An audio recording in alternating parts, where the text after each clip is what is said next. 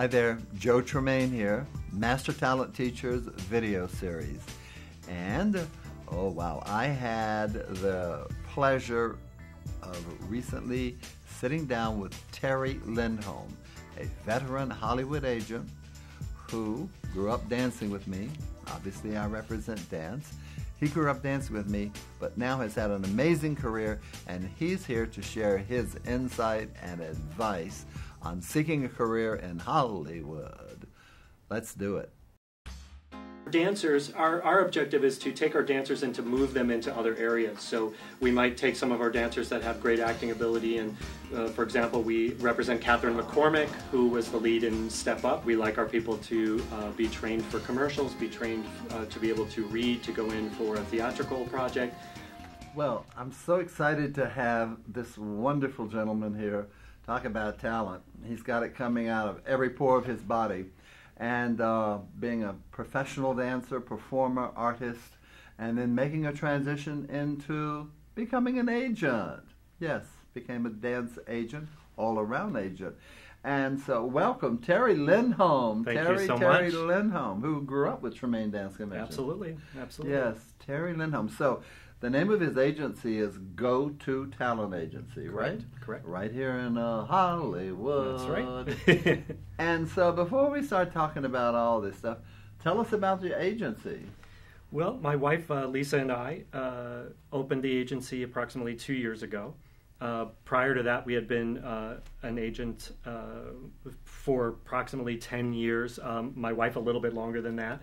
And so we had a great deal of experience in opening the new business. It was, tricky because, new business is a new business, but it's been wonderful. And this was our ability, our chance to help our clients in the best way possible. And that's why we decided to do it. Go-To Talent Agency. Yeah. Now, do you handle dancers and other singers and everything, or choreographers, or is it strictly just a dance agency? At the moment, our focus is only on dancers. We are in the process of developing a choreography department. We do have a very nice roster at the moment, but it takes a while to develop a new department. Sure. And our dancers, our objective is to take our dancers and to move them into other areas. So we might take some of our dancers that have great acting ability, and for example, we represent Catherine McCormick, who was the lead in Step Up, Revolution, the previous Revolution Step Up. 4. Correct, yeah. And, that way we also can utilize their abilities to keep them working as much as possible. That's the goal. Really? I love that. You're just not representing a dancer. First of all, in my opinion, a performer is an artist who happens to specialize in dance or specialize in singing or whatever, but it's all interrelated. Absolutely. I love that you are looking for these people's abilities and helping develop them or pushing them into other areas.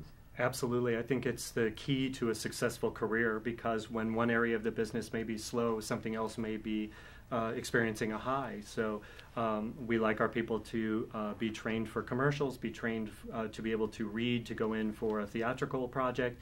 Not everyone is ready right away to do that, but we try and help nurture them through the growth process if that's something they really want to experience. Well, and then you would maybe have a more objective viewpoint of when they're ready, when it's time for them to try to expand and lead them. That's great. You're not only an agent. Sounds like to me you guys are really guiding and nurturing and teaching them that because most of your clients are relatively young, even though hopefully you will have some of the older dancers as your clients too. No, it's true. It's true. I think that comes from my teaching background, carrying on, and this is, I feel, an evolution or a growth of my teaching background, and it helps me contribute to the creative side of the business rather than just the paperwork side of the business. Yeah. So I actually get to enjoy that part of it. Good for you. Good for you.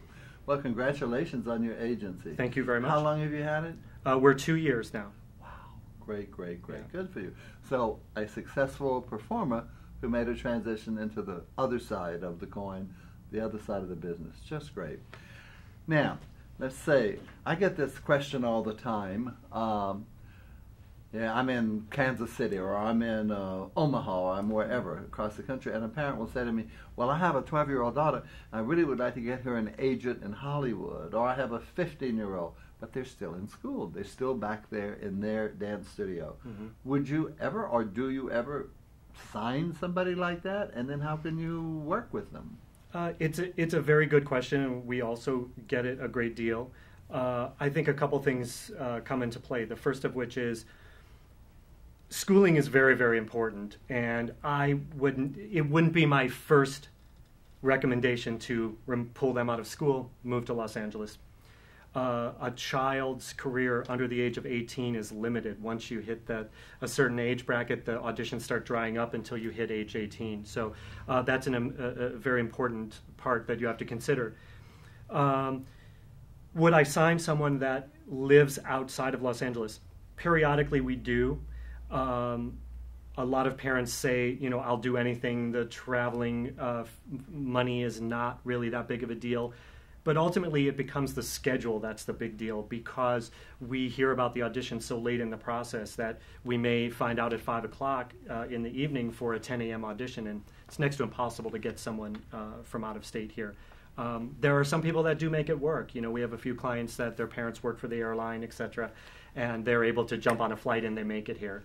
So I think on the rare occasion, depending on the circumstance, the relationship with the parent and how committed the student is, we would consider it, but it wouldn't be our first recommendation. Mm-hmm. What I do recommend, however, is in order to build that experience, because it is crucial that you get the audition experience, the audition, how to navigate the nerves of auditioning and build up that kind of experience is sometimes hard because there are not a lot of auditions. So what we recommend is looking for a local agent in a large city that's near you.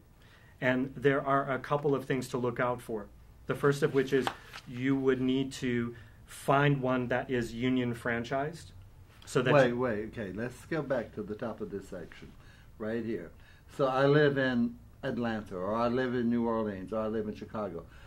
How would I know? What would be my first step in finding theatrical representation for my child?